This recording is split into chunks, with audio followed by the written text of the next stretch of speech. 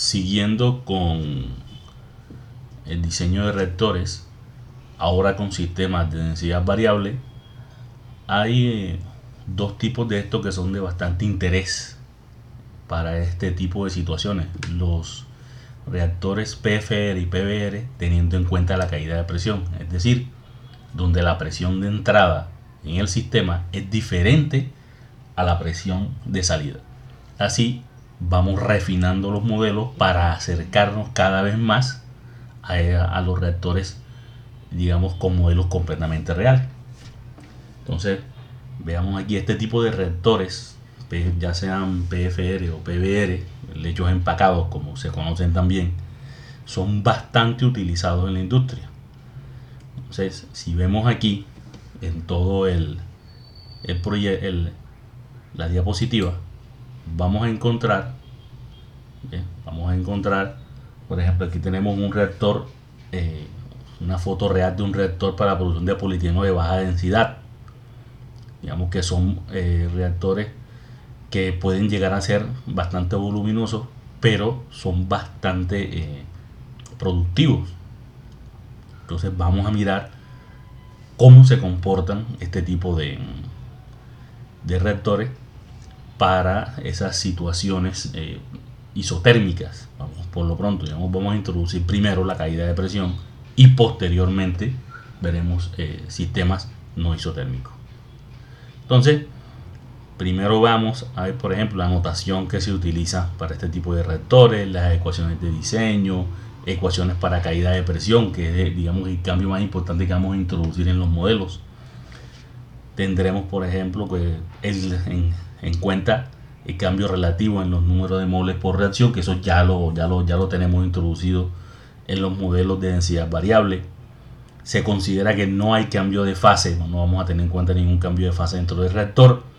Veremos algunas metodologías de solución y ejemplos. Entonces ya aquí vamos a empezar a lidiar con ecuaciones diferenciales, que a veces algunos modelos necesitan resolver simultáneamente el balance de masa y también la caída de presión, o sea, el cambio en la caída de presión a través del reactor y el cambio en la conversión a través del reactor. Entonces, digamos que cuando los cálculos son en fase líquida se consideran fluidos incompresibles, que son un poco menos complejos, pero algunos reactores, como trabajan en fase gaseosa, los PFR o PBR, pues hay que introducir la caída de presión. Entonces, algunas notaciones que veremos aquí, por ejemplo, el flujo del componente de referencia, F sub A, flujo total, volumen del reactor y velocidad de flujo volumétrico. Los diámetros, áreas transversales, longitudes, cambios en la distancia, por ejemplo, la variable Z lo utilizaremos para cambios en la distancia, temperatura, constantes, la constante de los gases, presión inicial o presión parcial de un componente. Veremos conversiones, el incremento fraccional epsilon, que ya es un concepto que estamos manejando. Entonces, las constantes de velocidad, que para los primeros casos, que son sistemas isotérmicos, continuará siendo un número. Ya después tomará la forma de Arrhenius, pero para modelos más elaborados. Concentraciones, densidad, viscosidades, algo muy importante cuando se trabaja con este tipo de reactores. Factores de fricción, porque recuerde usted que ya vamos a tener en cuenta la caída de presión y debe aparecerle lo que es el factor de fricción, los números de Reynolds, las velocidades promedio dentro de esos reactores, y cuando veamos el índice IN, quiere decir pues de entrada o flujo de entrada del componente de referencia. Entonces, algunas definiciones que ya no son ajenas para usted, simplemente la definición de flujo del componente de referencia en función de la conversión, ya sea para, digamos, para sistemas, flujo total, también en función del cambio molar, las concentraciones en función al flujo y el flujo molar F sub A y el flujo volumétrico. Entonces, a partir, si tomamos el comportamiento de ese gas dentro del reactor como si fuera un gas ideal, entonces vemos aquí, de ahí viene eso, es decir, hombre, el flujo volumétrico es el flujo total molar, RT, ¿da? Flujo constante de los gases por temperatura sobre presión. Entonces, si nosotros tomamos ese flujo total y lo ponemos en función de qué, de la conversión, entonces ese comportamiento va a seguir igual, sin importar la reacción química, pues ya tenemos, digamos, una definición de qué, de flujo volumétrico en función de qué, de cambio molar debido a la reacción, presión inicial, flujo volumétrico inicial y la presión. Entonces de ahí, por ejemplo, si tratamos con flujos en fase gaseosa, si usted ve, el número de Reynolds está definido en función a qué, al flujo volumétrico, la densidad, viscosidad y el diámetro de ese reactor, porque recuerde que los reactores PFR pues se pueden considerar como una tubería. Entonces la caída de presión, ¿ya? Eso viene ya esto viene de las ecuaciones de flujo por tubería. La caída de presión en función a la distancia. Entonces ya aquí tenemos que, hombre, el flujo volumétrico en cualquier momento, densidades, factor de fricción y diámetro. Entonces estas son las de ahí, vamos a utilizar las ecuaciones que ya no son nada nuevo para usted, de las que tenemos factores de fricción, caída de presión en tuberías, para incorporarlas en ese modelo y hacerlo un poco más parecido a modelos ya reales. Entonces, para Reynolds bajos y para Reynolds ya mayores a 10.000. Entonces, si aquí entonces introducimos las ecuaciones de diseño, recuerdo que ustedes, nada nuevo, las ecuaciones de diseño que hemos venido utilizando, es decir, simplemente el cambio en la conversión con respecto al volumen multiplicado por el flujo de entrada del componente de diferencia igual a la velocidad de reacción. Es la ecuación de diseño para PFR que hemos venido utilizando. Entonces lo que vamos a hacer aquí es que vamos a introducir el cambio en qué, hombre, el cambio en el flujo volumétrico, que ya no solamente va a ser función del cambio molar, sino también de la caída de presión. Entonces aquí, aparte de ya tener en cuenta el cambio molar en sistemas de densidad variable, vamos a tener en cuenta la caída de presión. Y ahí es donde entra esta ecuación. Entonces, si nos mantenemos trabajando a temperatura constante, ¿da? Estamos combinando la ecuación de diseño para un reactor de primer orden, en este caso, un caso más sencillo, ¿da? La introducimos la ecuación también que nos da el cambio en el flujo volumétrico, ¿verdad? Entonces, teniendo una ecuación que nos relaciona el cambio en qué, en la conversión a través del volumen, pero el volumen en un reactor PFR, como eso es un tubo, pues lo podemos definir como el área multiplicada por la distancia. O sea, metiendo eso acá, derivando esta ecuación y metiendo acá, nos quedaría que el cambio en la conversión con respecto a qué, a la distancia recorrida por los reactivos en el reactor, nos queda que es igual a esta expresión. Si vemos, toda esta parte son constantes. El área es constante, si el sistema isotérmico es constante, la presión inicial y el flujo volumétrico inicial, todo esto es constante. Entonces aquí, ¿qué nos queda como variable? La conversión y la presión, que va a ir cambiando a medida que se avanza dentro del reactor.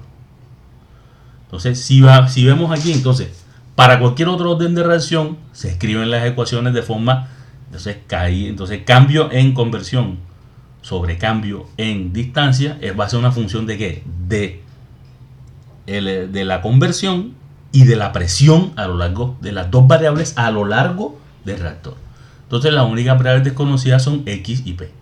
Entonces pueden ser desconocidas el flujo volumétrico o la concentración. Entonces veamos aquí tenemos una ecuación diferencial, ¿da? Una ecuación diferencial que relaciona conversión con distancia. La primera parte que es igual, esto es una constante, puede ser como beta, y nos queda solamente las dos variables desconocidas que son la conversión y la presión. Entonces, para cualquier orden, aquí está la forma general de esa misma ecuación diferencial, ¿da? Que sigue siendo función tanto de conversión como de presión, pero elevados a ¿qué? A el orden en el cual estemos trabajando. Entonces, bajo condiciones estacionarias, ¿qué vamos a definir ahora? Hombre, la caída de presión, porque vamos a tener un cambio entre la presión de entrada y la presión de salida en el reactor. Entonces, esto, digamos, bajo condiciones estacionarias, no importa que las velocidades locales cambien, mientras la velocidad promedio se mantenga constante. Entonces, puede que haya cambios pequeños en la densidad, ¿ya? Entonces, se asume que la viscosidad en el medio permanente, digamos, en el medio reaccionante, se mantiene constante. Entonces, es decir, si tú multiplicas, hombre, la densidad por el flujo volumétrico, eso se mantiene constante. Entonces, ¿qué tenemos aquí? Recuerden la ecuación de caída de presión para tuberías. Se usa la misma, que es función del factor de fricción, densidad, flujo volumétrico. Entonces, este flujo volumétrico de aquí, ese sería flujo volumétrico de entrada y un flujo volumétrico a la salida, porque hay un cambio ahí. Entonces, vemos si desarrollamos esta ecuación e introducimos el flujo volumétrico. Aquí lo tenemos como Q, pero es el mismo V con derivada de V. Introducimos la ecuación que ya tenemos desarrollada de la diapositiva anterior. Nos queda que tenemos otra ecuación diferencial que nos relaciona la caída de presión con la distancia, ¿verdad? Y siendo alfa todo este término que vemos aquí, porque todos estos términos son constantes, son números, se pueden resumir en un solo término. Es decir, que ya tenemos dos ecuaciones diferenciales, es decir, una que nos relaciona la conversión, nos la relaciona con la distancia, y otra la presión con la distancia, o lo que llamamos caída de presión. Entonces, se resuelven simultáneamente las dos ecuaciones. Ya aquí se pueden utilizar métodos, hombre, se puede utilizar Euler, se puede utilizar Runge-Kutta u otros métodos numéricos o analíticos, depende del tipo de ecuación. Entonces, tenemos condiciones iniciales. Recuerde usted que para resolver una ecuación diferencial numéricamente usted necesita unas condiciones iniciales. Es decir, z igual a 0. ¿Qué significa eso? Hombre, al comienzo del reactor, ¿da? La presión es igual a la presión inicial y la conversión es 0. Entonces, para un caso de para simplificar un poco los cálculos, se puede decir que si epsilon vale 0, esto no siempre es cierto, pero simplifica un poco los cálculos. Se resuelve primero la ecuación para obtener los valores de P, y esos valores de P se meten en la segunda ecuación y se obtienen los valores de X. Entonces, si veamos aquí un ejemplo, dice: considera la reacción en fase gaseosa bajo condiciones isotérmicas, es decir, la temperatura va a ser la misma a lo largo de todo el reactor. A se transforma en B. Tenemos una presión inicial de 10 atmósferas, es decir, a la entrada del reactor, un flujo volumétrico de 0.005 metros cúbicos por segundo, temperatura 300 Kelvin, constante. La alimentación es el producto A puro, con una constante igual a 0.1 litros por segundo y un peso molecular de 60 gramos por mol. Y la viscosidad, de gas aproximado es de 10 a la menos 5 pascales por segundo. Esa es la unidad de la viscosidad en sistema internacional. Dice: ¿cuál debe ser la longitud L del reactor PFR si se construye A con una tubería de 2 centímetros de diámetro y se desea una conversión del 10%? B con una tubería de 1.5 centímetros de diámetro y se desea una conversión del 10%. Y C con una tubería de 1.5 centímetros de diámetro y se desea una conversión del 20%. Es decir, hay que ver aquí, dependiendo del tipo o del diámetro de la tubería, se puede alcanzar una conversión deseada. Y también, obviamente, teniendo en cuenta la cinética y la reacción química que se está tratando.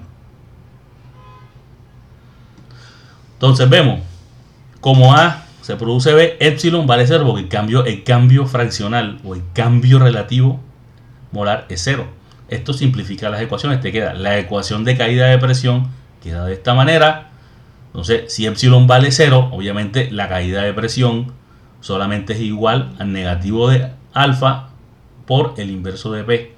Esta es una ecuación diferencial que no es necesario meterle métodos numéricos, simplemente por separación de variables usted la resuelve y te queda de esta manera: P cuadrado es igual a P sub 0 cuadrado menos 2 alfa por Z. Es decir, ya aquí explícitamente tienes la relación entre la presión y la distancia. Esto no siempre es así.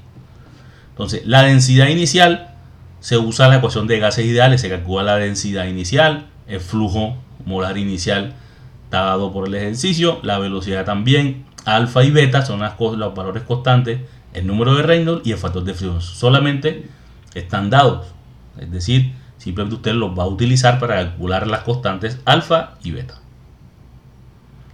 Entonces, una vez ya usted tiene la presión y la ecuación de diseño, pues simplemente la ecuación de diseño se resuelve. Primero, conversión en función de la distancia y presión en función de la distancia. Entonces, los primeros valores, ¿cuáles son los primeros valores?